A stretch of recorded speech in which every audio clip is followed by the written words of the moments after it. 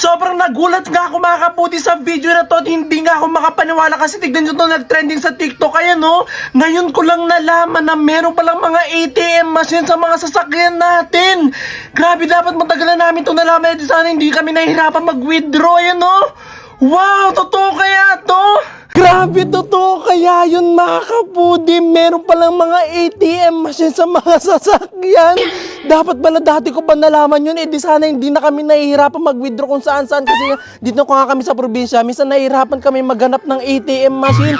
Meron pala sa mga sasakyan namin. So tara, subukan natin at titignan natin kung talagang pwede mag-withdraw ng pera sa mga sasakyan. So tara na. So ang kailangan muna natin ay ATM. So pumunta tayo kay mama. Ayan, kumuha na tayo ng ATM. Kay mama tayo hihiram kasi siya lang meron na, wala pa ako kasi underage pa ako. So tara, si mama. Sabi natin ATM niya.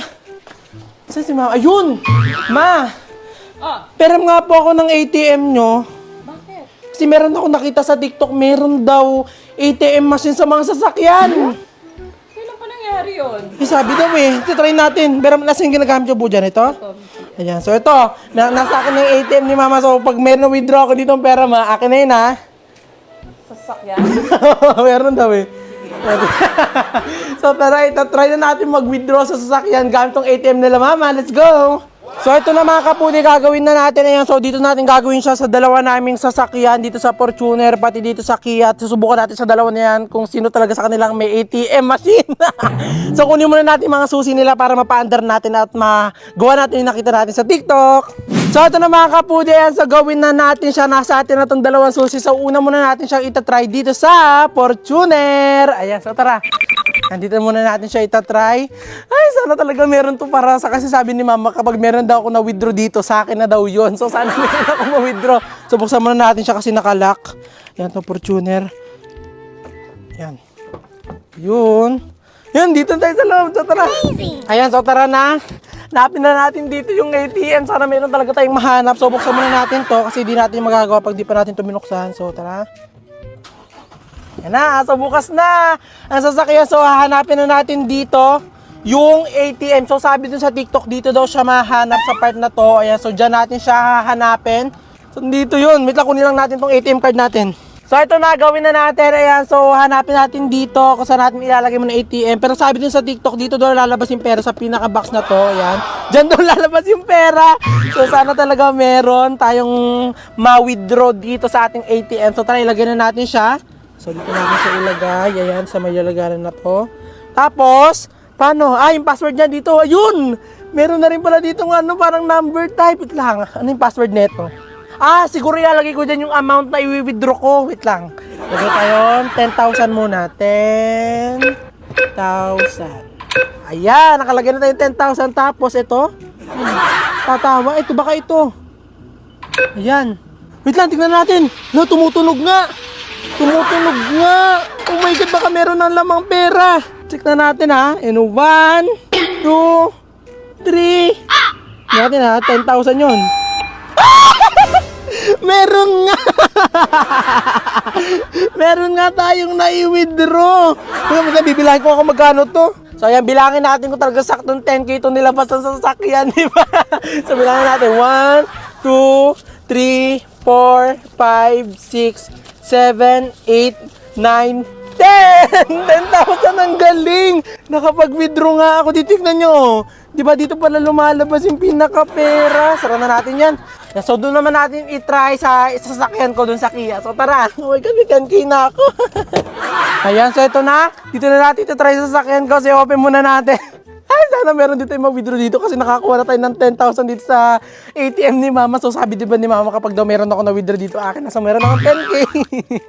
So tara na, pumasok na tayo. Ayan, pumasok na tayo. Hala, mukhang meron nga ditong ATM oh. May saksakan, tingnan nyo. Ayan oh, meron nga lalagaran ng ATM. Oh my God. Sarap ka to, wait lang. So ito na, ayan, so ipasok na natin tong ATM. Ayan, may pasukan nga. Ayun. Ayun, dito rin nilalagay kung magkano yung ano mo. I-withdraw mo. Oh my God, so ito yung 10K kanina. Yan, na-withdraw natin. Yan, so ito yung 10K. So tara na, magwi-withdraw ulit tayo ng another 10K para may 20,000 tayo. So ito na mga kapudi, yan. So enter na natin yung kailangan natin na amount. So 10,000 din, katulad nung kanina dun sa Fortuner. Yan, 1, 2, yan, 2, 0, 0, 0. Ayan, so meron na tayong 10,000 pesos. So ito na, i-withdraw na natin siya. Ayan. 1, yan, dito yung lalabas ha. Dito lalabas yung pera ha. Sa ganyan ha. So ito na, i-withdraw natin siya. And 1, 2, 3. Ito na. Yun. Hala. Tumutunog. Yan o. Oh my God! Ay!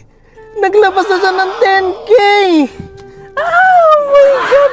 Bilanggan natin to. 1, 2, 3, 4, 5, 6, 7, 8, 9, 10! 10K din katulad dito sa winidro natin. So meron na tayong 20,000 pesos. Grabe, ang galing. Buti na lang taga nalaman ko na meron palang ATM machine dito sa sasakyan. Hindi sana hindi na kami nahihirapan dati pa na naghahanap pa kami ng mga ATM machine kapag nasa probinsya kami or nasa bakasyon para lang makapag-withdraw. Meron pala sa sasakyan namin. Ayan o. Diba meron pang ATM, tapos meron nilalagay, tapos dito lalabas yung pera. Diba? Sabihin ko to kay mama, sabihin ko nakapag-withdraw ko. Ayan. Oh, umabot ka ba hanggang dito? It's a prank! Wala talagang ATM dito sa sasakyan. Nilagay ko lang yun. Pero sana magkaroon ng sasakyan na ganun, no? Para mas madali na makapag-withdraw. Niloko ko lang kayo. Sino mang maniniwala sa gano'n? Kasi sobrang trending na trending yun sa TikTok at ang daming naniniwala. Hindi naman siya totoo. Tinry namin sa lahat ng mga sasakyan namin dito. Wala naman talagang ATM. Talagang joke-joke lang yung napanood natin sa TikTok at pinatunayan ko sa inyo na hindi siya totoo kasi sinabi ko na sunod 20 kaya pera ko talaga mahawak ko dito. Pag nyo itatry dito, totoo yan.